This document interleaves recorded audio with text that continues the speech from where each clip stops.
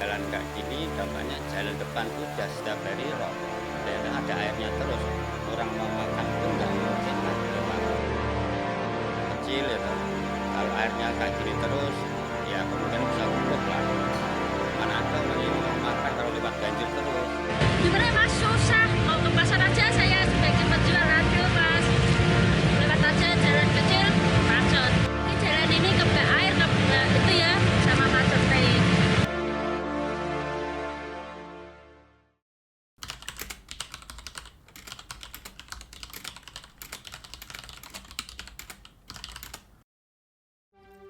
Di pesisir utara Semarang, air laut bukan hanya soal gelombang, tapi ancaman. Rob datang tak diundang, meninggalkan lumpur, kehilangan, dan luka yang terus berulang. Setiap pagi sebelum matahari naik tinggi, sebagian warga Semarang tak sibuk memilih pakaian, tapi memilih jalan yang paling kering. Karena banjir rob, di sini datang seperti tradisi. Namun kini sesuatu yang sudah dibangun, bukan sekedar jalan, tapi sebuah dinding harapan.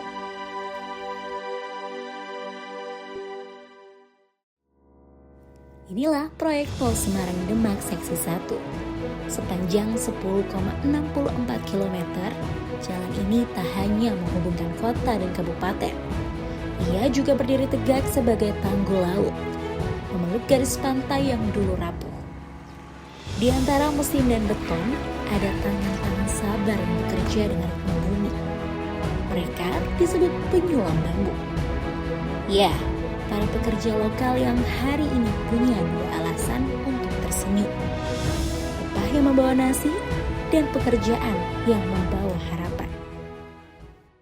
Mudah dengan adanya proyek jalan tol ini lebih bermanfaat untuk orang banyak, kan dengan sendirinya mungkin kemacetan bisa teratasi, apalagi ada kabar-kabar kebanjiran kan, mudah-mudahan ada jadi solusi lah gitu. Kedepannya mungkin kalau memang saya dibutuhkan, ya pingin sih berlanjut kerjanya gitu.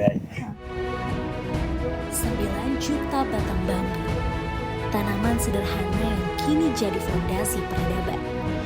Disulam, dicucuk, dijalin dengan harapan. Suara yang menggema dari pesisir Kaligawe hingga Sayung bukan lagi air menelan rumah, tapi suara bangunan masa depan. Inilah proyek Tol Semarang Demak Seksi 1, sebuah jalan tol yang berdiri di atas laut dan sekaligus menjadi tanggul raksasa penahanan rob. Kalau secara struktur memang pada komponen utamanya adalah timbunan ya, timbunan pasir, kemudian selektif material. Sebelum timbunan itu berlangsung, kita menggunakan bambu sebagai cerucuk dan matras. Nah, nanti di bagian tanggulnya kita menggunakan batu-batu boulder, kemudian eject armor sebagai tanggul, sehingga fungsinya sebagai tanggul laut dan jalan tol bisa lebih optimal. Dan yang ketiga, ini yang sangat penting, itu kita membangun dua kolam retensi, yaitu kolam retensi Terboyo dan kolam retensi Sriwulan. Ini sistem polder ya, jadi kondisinya sekarang muka airnya di bawah laut. Nah, dengan sistem polder ini kita bisa membuang air kawasan yang ada di wilayah Demak, kemudian di daerah Sriwulan melalui dua kolam retensi yang kita bangun. Nanti akan menggunakan sistem inlet, outlet, kemudian ada sistem pemompaannya juga. 3 seksi proyek ini, 1A, 1B, dan 1C, membentang dari Kaligawe sampai Sayung. Di bawahnya ada kehidupan, di atasnya ada perlindungan. Hanya di sini kita ada inovasinya itu kita menggunakan bambu. Kenapa bambu? Bambu ini kan karena tanaman yang cukup mudah didapatkan di Indonesia ya.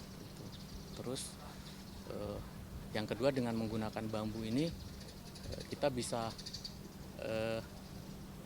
lebih mengefisiensikan dari sisi biaya. Artinya tadi material geosintetis yang kita pakai tadi bisa kita spesifikasinya itu bisa kita sesuaikan lagi karena udah adanya matras bambu ini. Jadi bambu dan matras bambu ini jadi satu material yang saling mendukung dalam proses soil improvement. Tak berhenti pada tanggul, pemerintah pemerintah juga membangun 2 kolam retensi raksasa dengan pompa-pompa yang akan membuang air dari pemukiman langsung ke laut. Ini udah diikat terakhir gitu ya? Ya, ini bukan Pembangunan Jalan Tol Semarang-Demak Seksi 1 Kaligawe Sayung sepanjang 10,64 km. Tol Semarang-Demak ini akan terintegrasi dengan tanggul laut. Dan inilah salah satu materialnya dari alam untuk manusia. Inilah wajah infrastruktur kerakyatan, sejalan dengan visi besar Asta Cita Presiden Prabowo, membangun Indonesia dari pinggiran, memperkuat pertahanan iklim, dan membuka lapangan kerja nyata.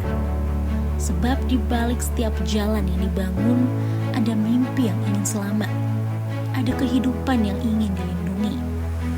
Infrastruktur ini bukan hanya menyambung kota, tapi juga menyambung hidup.